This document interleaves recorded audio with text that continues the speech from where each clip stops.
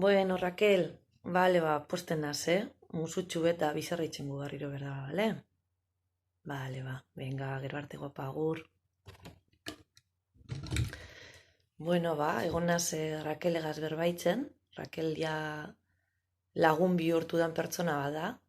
Konfinamentu egoera honek momentu latzetara eroan ban. Eta, bueno, egunien egon gara telefonoz berbaitzen eta oin askoz beho beto da ez bakarrik dei hauek gaitzik, beste mila gauze beberak bere kabu zein deuz, baina, bueno, zaintza emozionalan taldetik olako gauzek eitzen gabiz, guk bere egunien onartzen gaituen pertsonari laguntzen, telefonoz edo beste bitarteko batzukaz, gaur egun posibli direnakaz, eta zer gauz topatzen, gauz topatzen hori elkar behar dugula. Elkar behar dugula batzutan hurbilau, beste batzutan distantzia gehiago gaz, baina ze polita dan hori, ez da?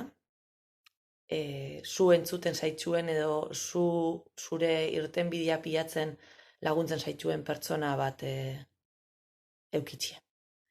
Beraz, nahi behar probatu nahi izan eskero, hemen gaituzue, zaintza emozionaleko hainbeste lagun. Laster arte.